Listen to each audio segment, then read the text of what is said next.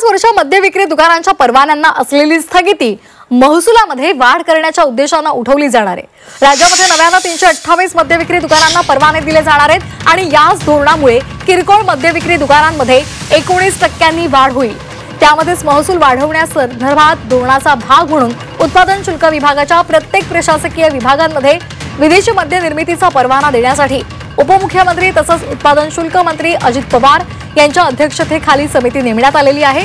अजित पवार यांचे पुत्र जय पवार हे याच व्यवसायामध्ये असताना समितीचं अध्यक्षपद त्यांच्याकडे सोपवणं, यातून व्यावसायिक हितसंबंधांच्या संघर्षाचा मुद्दा सुद्धा आता अधोरेखित केला जातोय।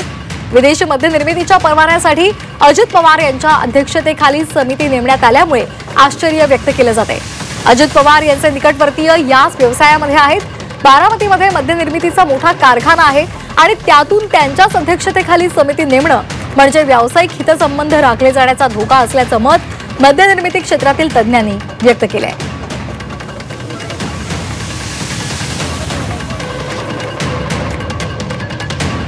दरम्यान या संदर्भात संजय राऊत काय म्हणालेत पाहूया। सुंदर देशा काय दगडांच्या देशा वगैरे आहे ना, ते आता बेवड्यांच्या देशा करायचं चाललं त्यांचं। बेवड्यांच्या देशा ज्या पद्धतीने मद्य परवान्यांचं वाटप झालेलं आहे, त्या भुमरेच्या घरात किती मद्याचे परवाने मिळाले ते चेक करा म्हणावं, चौकशी करा, फडणवीसांना म्हणा चौकशी करा। एकेका मंत्र्याच्या आणि सत्ताधारी आमदाराच्या घरात किती मद्य परवाने गेले ती यादी येईल आता, आणि कशा पद्धतीने गेले। 24 तासामध्ये ग्रामीण भागात जिल्ह्यात आमदारांच्या घरापर्यंत जे दारूचे परवाने दिले गेलेत त्यात आता आपल्याला जय पवारला हा थेट फायदा झालेला नक्कीच झाला पण आहे, होणार पण आहे। आणि मला असं वाटतं ही clear cut case of office of profit आहे आणि त्यासाठी त्यांना त्यांची आमदारकी मंत्रीपद सगळं जाऊ शकेल। त्यासाठी आता लढणार कोण हा प्रश्न आहे। परत आम्हीच लढायचं का विरोधी पक्ष कधीतरी खंबीरपणे या सगळ्या मुद्द्यांवर लढेल हे आता पाहायला लागणार आहे। तर या आरोपांनंतर आता अजित पवार यांनी काय म्हटलेलं आहे ते सुद्धा पाहूयात।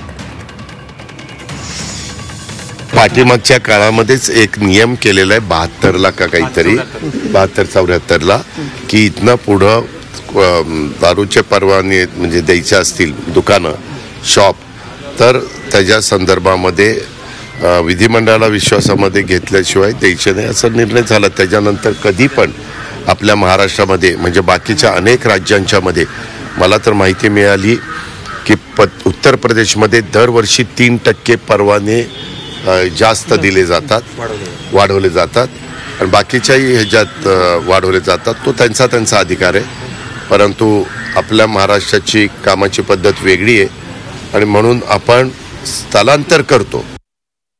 जय पवारांची जी कंपनी आहे त्याला कुठेतरी फायदा पण होतो या सगळ्यामध्ये। अरे तपास ना बाबा, तुम्ही आता कुठलं अलीकडे काय व्हायला लागलंय, कुठली पुरावा द्या, तपासून घेऊ, चुकीचं असेल तर ऍक्शन घेऊ।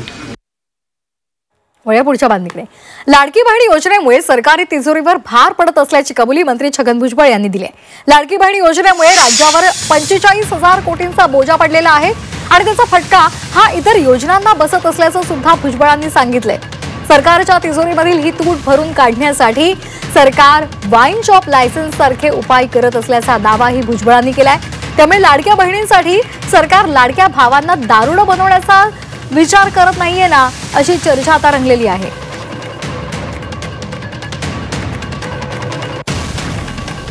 $45,000 कोटी जर रोजच्या खर्चातून जर बाहेर काढले त्यांनी, एका शिल्लक पडलेले नव्हते सरकारकडे, ते रोजच्या खर्चाचे होते, या सगळ्यांना डिपार्टमेंटला त्यातूनच काढलं ना ते पैसे। त्याच्यामुळे थोडंसं इतर डिपार्टमेंटला जोपर्यंत हे नीट घडी बसत नाही तोपर्यंत थोडंसं सहन करावं लागणार। आता त्यांनी जे आहेत काहीतरी वाईन शॉप्स वगैरे देण्याचं काही वाचलं निर्णय झालेला आहे। वेगवेगळ्या माध्यमातून जे आहे इन्कम कसं वाढेल आणि पूर्ववत कशी परिस्थिती निर्माण होईल त्याचा प्रयत्न करतायत।